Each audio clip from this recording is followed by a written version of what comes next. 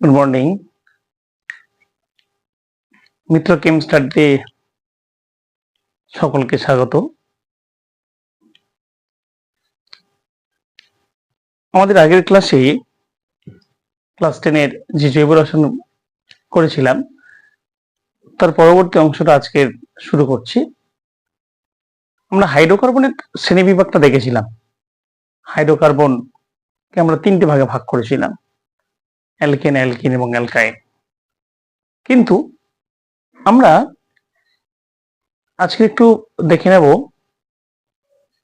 আণবিক সংকেত থেকে কিভাবে আমরা হাইড্রোকার্বনের প্রকৃত সংকেত লিখতে পারি। হাইড্রোকার্বন বলতে অ্যালকেন, অ্যালকিন বা অ্যালকাইন। তাই আণবিক সংকেতে কি আমাদের আগে জানতে হবে। আণবিক সংকেত হচ্ছে যখন আমরা একটি যৌগের মধ্যে উপস্থিত মোট কার্বন সংখ্যা এবং মোট হাইড্রোজেন সংখ্যাকে একত্রে রিপ্রেজেন্ট করব, তখন সেই সংকেতকে আমরা বলি আণবিক সংকেত। যেমন CH4,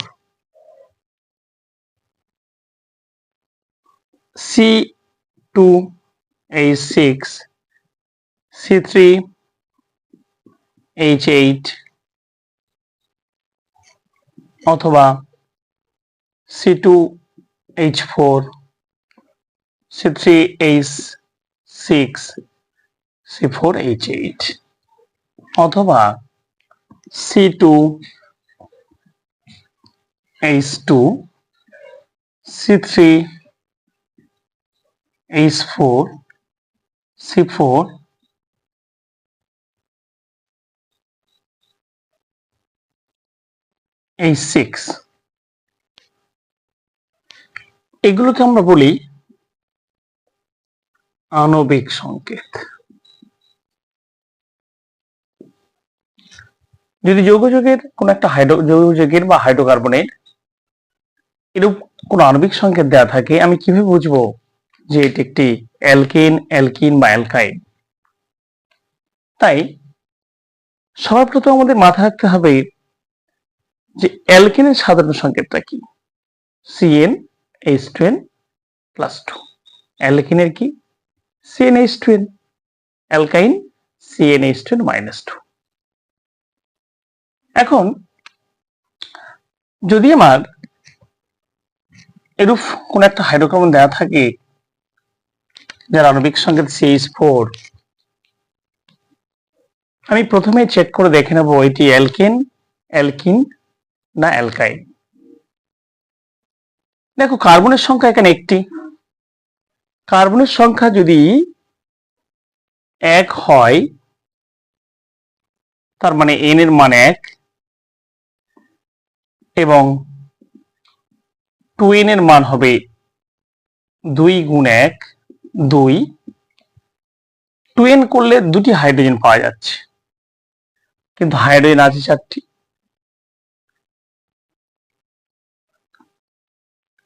হাইড্রোজেনের সংখ্যা 2 এর সঙ্গে ম্যাচিং করছে না, তার মানে এটি অ্যালকিন না। আবার n এর মান 1 যদি হয় এবং 2n+2 যদি করে আমরা দেখি, 2 গুণ 1 প্লাস 2, 4 হচ্ছে। সেক্ষেত্রে হাইড্রোজেনের সঙ্গে আমাদের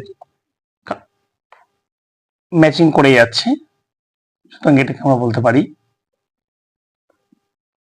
অ্যালকেন শ্রেণীর জৈব যৌগ।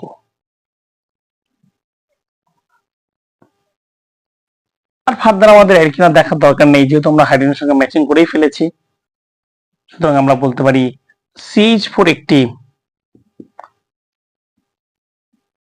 Alkane type hydrocarbon. এর মধ্যে একটি কার্বন আছে আর 4টি হাইড্রোজেন আছে।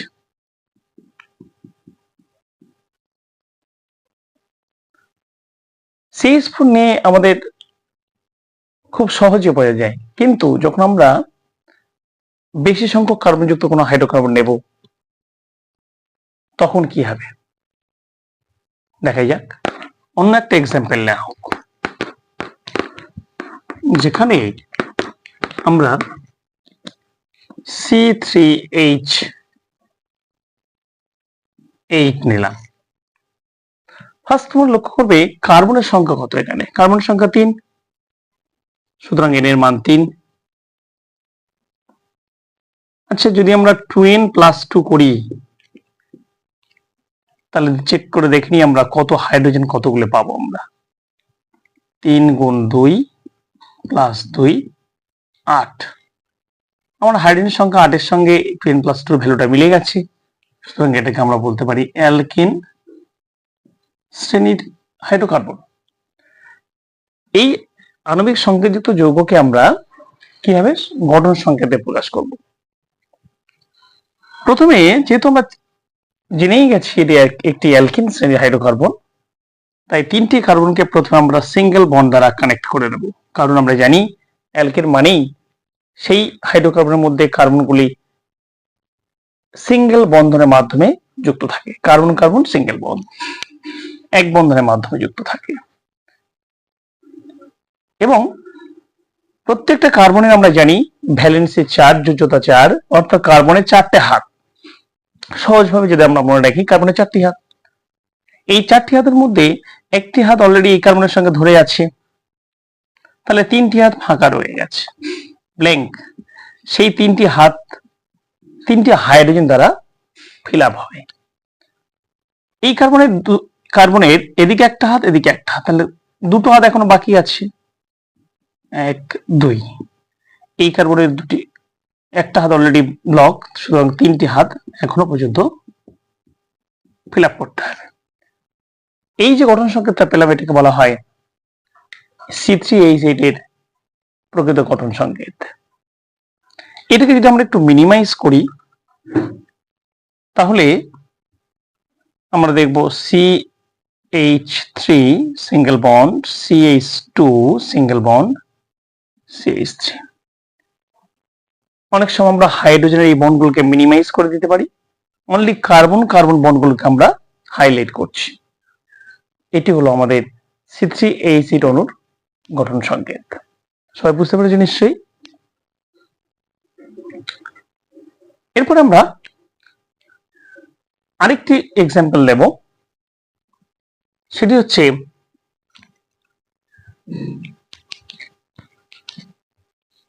C4H8।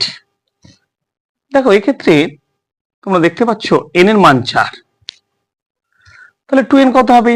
2n প্লাস যদি 2 করি আমরা 4 গুণ 2 প্লাস 2 10। কিন্তু আমার এখানে হাইড্রোজেন সংখ্যা আছে 8, তাহলে এটা আমাদের ম্যাচিং করছে না, তার মানে এটি অ্যালকিন নয়, এটি অ্যালকিন না। আবার আমরা চেক করে দেখি n মান 4 হলে এটি অ্যালকেন না, n এর মান 4 হলে 2n সমান কত? 2 গুণ 4 সমান 8, যা কিন্তু আমরা হাইড্রোজেনের সঙ্গে ম্যাচিং করে গেছি, সুতরাং আমরা বলতে পারি এটি একটি অ্যালকিন শ্রেণীর হাইড্রোকার্বন, রাইট? আর আমার যা দরকার নেই, অ্যালকেন চেক করার দরকার নেই। কিন্তু আমরা কিভাবে এটাকে গঠন সংকেতে প্রকাশ করব?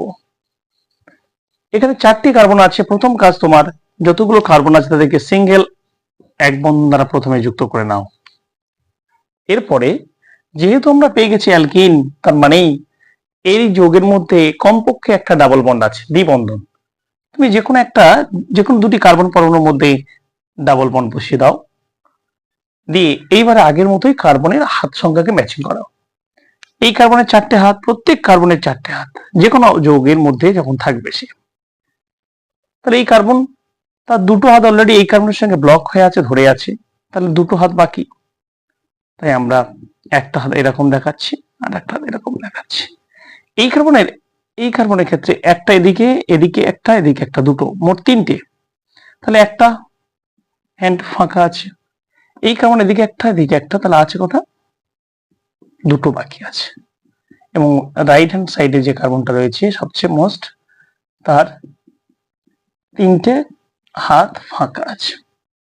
এই হলো আমাদের C4H8 অণুর প্রকৃত গঠন সংকেত। এটাকে যদি আমরা একটু মিনিমাইজ করে দিই তাহলে এটাকে দেখতে লাগে CH2 double bond, CH single bond, CH2 single bond, CH3। এটি হলো একটি অ্যালকিন যৌগের আণবিক সংকেত থেকে তার গঠন সংকেত লেখার পদ্ধতি। এগেন আরেকটা এক্সাম্পল আমরা দেখে নিই। অ্যালকিন শিখলাম। নাও অ্যালকাইন হলে আমরা কি করব? মনে করো C3H4, তাহলে এক্ষেত্রে n এর মান 3, 2n প্লাস 2 করে দেখছি আমরা, 3 প্লাস 2 প্লাস 2 8। তাহলে এটা যদি আমার হাইড্রোজেন সংখ্যা 8 সংকেতের মধ্যে থাকতো, আণবিক সংকেতের মধ্যে, তাহলে আমরা বলতাম এটি অ্যালকিন। যেহেতু 8 এর সঙ্গে 4 ম্যাচিং করছে না, তাই এটাকে আমরা অ্যালকিন শ্রেণী বলবো না। n এর মান 3, 2n সমান কত? 2 গুণ 3 6। কিন্তু আমার হাইড্রোজেন আছে 4টি, 6 এর সঙ্গে ম্যাচিং করছে না, তাই এটাকে আমরা অ্যালকিন শ্রেণীর হাইড্রোকার্বন বলতে পারবো না। n এর মান 3, 2n মাইনাস 2, 2 গুণ 3 মাইনাস 2, 6 মাইনাস 2 মানে 4। এক্ষেত্রে আমরা দেখতে পাচ্ছি হাইড্রোজেনের সংখ্যার সঙ্গে আমার ম্যাচিং করে গেছে, সুতরাং আমরা বলতে পারি এটি অ্যালকাইন শ্রেণীর হাইড্রোকার্বন।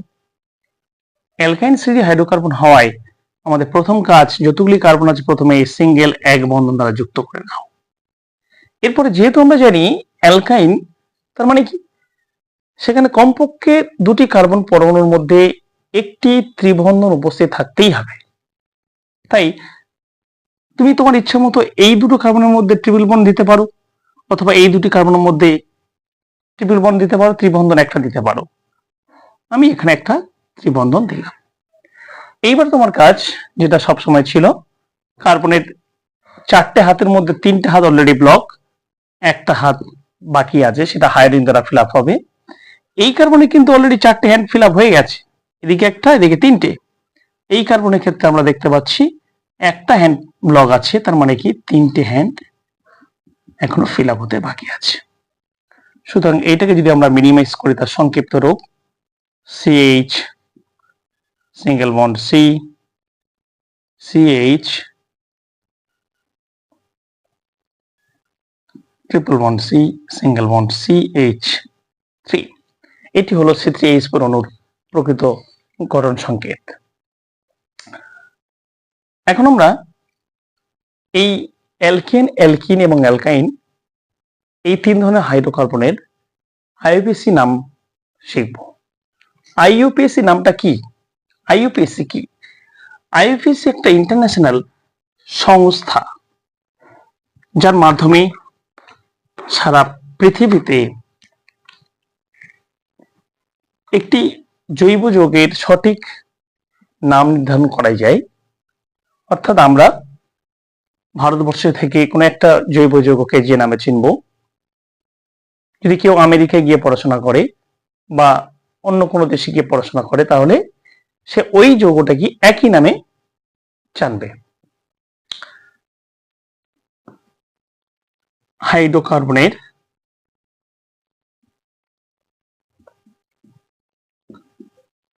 IUPAC নামকরণ।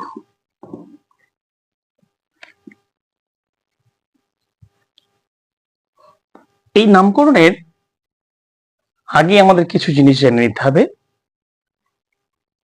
এই IUPAC এর ফুল ফর্ম হচ্ছে ইন্টারন্যাশনাল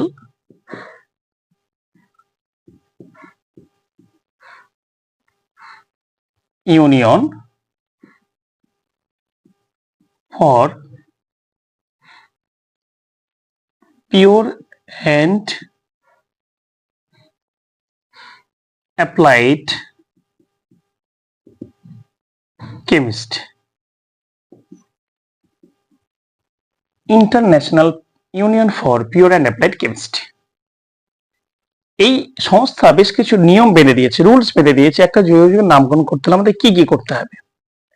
তার জন্য আগে আমাদের বেশ কিছু জিনিস জেনে নিতে হবে। যেমন আমাদের যেমন নামের ক্ষেত্রে একটা মেন নাম থাকে, একটা টাইটেল থাকে, ঠিক তেমনি মেন নামটাকে এখানে বলা হচ্ছে শব্দমূল। বিভিন্ন অ্যালকিন বা অ্যালকাইন জৈব যৌগের মধ্যে যে যত সংখ্যক কার্বন পরমাণু থাকে সেই কার্বন সংখ্যার উপর ভিত্তি করে আমরা শব্দমূলটাকে নির্ধারণ করি। C=1 হলে মিথ, C=2 হলে ইথ, C=3 হলে প্রোপ, C=4 হলে বিউট,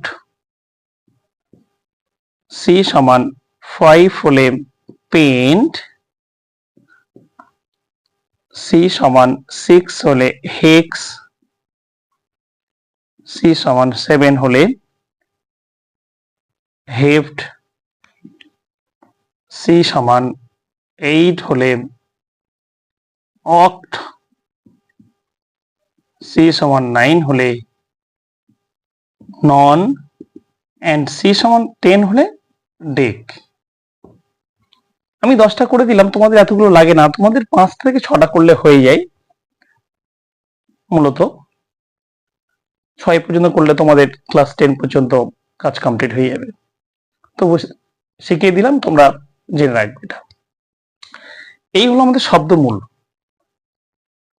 এরপর আমরা জানতে হবে বেশ কিছু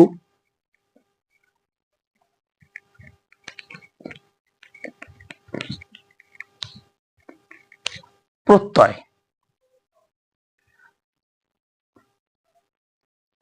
এবং বেশ কিছু প্রত্যয় জানতে হবে এবং কিছু অ্যালকিল গ্রুপের কথা জানতে হবে। শাখার নাম, শাখা বা আমরা ব্রাঞ্চ বলে থাকি, এইরকম যদি কোনো গ্রুপ থাকে বা শাখা থাকে যেটা মেন শৃঙ্খলের সঙ্গে অ্যাটাচ থাকবে তার নাম মিথাইল। এখানে একটা কার্বন আছে বলে সেই মিথ কথাটা আসছে, সেখান থেকে এই শাখার নামের শেষে একটা আইল প্রত্যয় যুক্ত করতে হচ্ছে। আইল, মিথাইল। CH2CH3 আমরা একটু আগে জেনে গেছি দুটো কার্বন থাকলে ইথ প্লাস আইল, ইথাইল। যদি আমাদের ব্রাঞ্চ হিসাবে CH2CH2CH3 থাকে তাহলে আমরা 3টে কার্বন আছে প্রোপ, এইমাত্র লিখেছিলাম শব্দমূল হিসাবে, প্লাস আইল, প্রোপাইল। এইরকম ভাবে আমার ব্রাঞ্চ হিসাবে যতগুলো কার্বন থাকবে তার সঙ্গে আইল প্রত্যয় যদি আমরা যুক্ত করে দিই তাহলে কিন্তু আমরা আমাদের শাখার নামটা পেয়ে যাব। এরপরে আইপিএস নামকরণের জন্য একটা স্টেপ অফ ফ্লোচার্ট একটা আমি বানিয়ে দিচ্ছি, যেটাকে তোমরা ফলো করবে। নাম লেখার সময় কার পরে কোনটা লিখবো, যেমন আমাদের নামের প্রথমে একটা শ্রী দিতে হয়, তারপরে আমাদের মেন নাম দিতে হয়, তারপরে টাইটেল দিতে হয়। এই যে ধাপ পরপর ক্রমান্বয়ে কার পরে কোনটা লিখবো সেই রকম একটা আমাদের স্টেপ আপ আমি দেখিয়ে দিচ্ছি। এটাকে সবাই ফলো করবে, আশা করি খুব সহজ লাগবে। সবার প্রথমে শাখার নাম, এরপরে লিখবে শব্দমূলের নাম, শব্দমূল হিসাবে মিথ, ইথ, প্রোপ, মিথ, ইথ যেমন থাকবে ইত্যাদি। এরপরে সেই জৈব যৌগটি যার নামকরণ করব তার গঠন সংকেত দেখে নেবো, সেখানে ডাবল বন্ড, সিঙ্গেল বন্ড না ট্রিপল বন্ড আছে। যদি সব বন্ড কার্বনের মধ্যে বন্ডগুলি যদি এক বন্ধন থাকে তাহলে এন প্রত্যয় যুক্ত করতে হবে এই শব্দমূলের সঙ্গে, অথবা যদি ডাবল বন্ড থাকে তাহলে ইন প্রত্যয় যুক্ত করতে হবে, আর যদি ট্রিপল বন্ড থাকে তাহলে আমরা আইন প্রত্যয় যুক্ত করে দেব শব্দমূলের সঙ্গে। এবং সর্বশেষ, যদি কোনো একটা হাইড্রোকার্বনের মধ্যে, জৈব যৌগের মধ্যে কার্যকরী মূলক হিসাবে কখনো অ্যাসিড কার্বক্সিলিক অ্যাসিড গ্রুপ, কখনো অ্যালডিহাইড গ্রুপ, কখনো কিটোন গ্রুপ, কখনো অ্যামিন গ্রুপ, কখনো অ্যালকোহল গ্রুপ থাকে, তাহলে তাদের কার্যকরী গ্রুপের প্রত্যয়গুলি এখানে আমাদের অ্যাড করতে হবে। কার্যকরী গ্রুপের প্রত্যয়, এই প্রত্যয়গুলো আমরা পরে আলোচনা করব। এই হচ্ছে আমাদের নাম লেখার ধাপ। এইটাকে আমরা অনুসরণ করলেই আমরা আইপিএস নামকরণ করতে পারবো। প্রথমে আমরা একটু দেখে নিই আজকের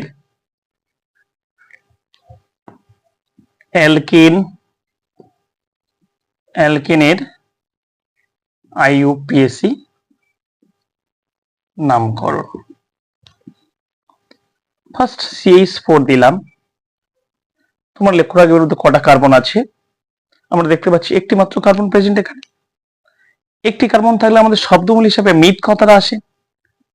মিথ প্লাস, যেহেতু দেখতে পাচ্ছি কার্বন একটি অ্যালকেন শ্রেণী হাইড্রোকার্বন, তাহলে এর এন প্রত্যয়টা আমরা এর সঙ্গে অ্যাড করে দিচ্ছি, একত্রে হয়ে যাচ্ছে কি মিথেন। আমরা কিন্তু এটা সবসময় লিখবো না, যখন একটু আমরা প্র্যাকটিস হয়ে যাবে তখন আমরা ডাইরেক্ট এই ফর্মটা লিখবো। CH3 দেখো তোমরা লক্ষ্য করে, এর মধ্যে কটি কার্বন আছে? দুটি। 1 2 দুটো কার্বন থাকলে আমাদের ইথ শব্দগুলি হিসেবে আমাদের কোন কথাটি আসে? ইথ প্লাস, যেহেতু কার্বনের মধ্যে দুটি কার্বনের মধ্যে সিঙ্গেল বন্ড, এক বন্ধন প্রেজেন্ট, তাই আমরা এক্ষেত্রেও এন ব্যবহার করব। একত্র হয়ে গেল ethane. Again CH3 CH2 CH3, এর যখন নাম লিখবো, তিনটি কার্বন আছে, প্রপ প্লাস এন, একত্রে আমরা লিখছি প্রোপেন। এন কথাটা কেন?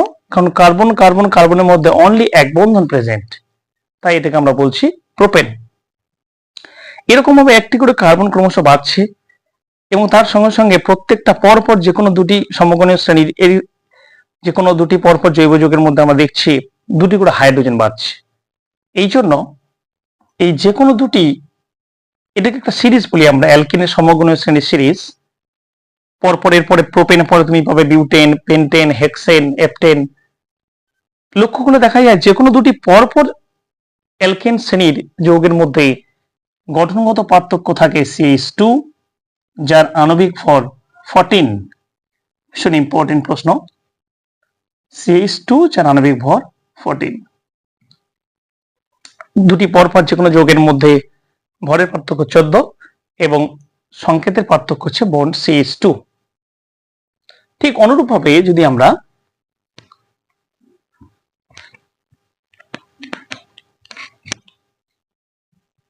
অ্যালকিন সমগণীয় শ্রেণীর alkyne সমগণীয়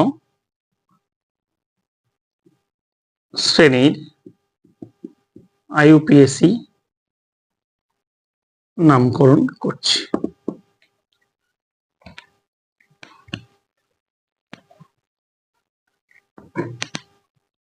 CH2 double bond CH2, তাহলে এর আইইউপিএসি নামকরণ কি হবে? তোমার ফার্স্ট লক্ষ্য করবে এখানে কটা কার্বন আছে? দুটো। তাহলে শব্দমূল হিসেবে আমাদের যে ফ্লোচার্ট ছিল সেখানে কি আসবে? ইথ। দেখো এখানে কিন্তু কোনো শাখা নেই, অর্থাৎ এর সঙ্গে কোনো গ্রুপ ঝুলছে না, তাই আমরা শাখাটাকে বাদ দিচ্ছি, শব্দমূল থেকে নামটা আমাদের স্টার্ট হচ্ছে। ইথ প্লাস, যেহেতু দ্বিবন্ধন প্রেজেন্ট কার্বনের মধ্যে, দ্বিবন্ধন থাকলে আমরা জানি এটা অ্যালকিন, তাই ইথিন। একসঙ্গে কি হলো? ইথিন। এই ইথিনের একটি বাণিজ্যিক নাম আছে যেটাকে আমরা বলি ইথিলিন, এটা আমাদের ভালো করে মনে রাখতে হবে। ইথিলিনের বাণিজ্যিক নাম ইথিলিন, ইথিনের বাণিজ্যিক নাম ইথিলিন। এরপরে CH3 CH double bond CH2, এরকম যদি দেওয়া থাকে, তিনটি কার্বন আছে তাই প্রোপ প্লাস ইন, একসঙ্গে আমরা বলবো প্রোপিন। এরকম ভাবে বিউটিন, পেন্টিন, হেক্সিন, হেপটিন, ননিন, ডেকিন আমাদের কন্টিনিউয়াস একটা আমরা সিরিজ পাবো। এই সিরিজকে বলা হয় অ্যালকিন সমগণীয় শ্রেণী। এদের মধ্যে যে কোনো দুটি পরপর যোগের মধ্যে ভরের পার্থক্য 14 এবং সংকেতের পার্থক্য CH2। এরপর আমরা অ্যালকাইন সমগণীয় শ্রেণী আইপিসি নামকরণ দেখাবো। অ্যালকাইন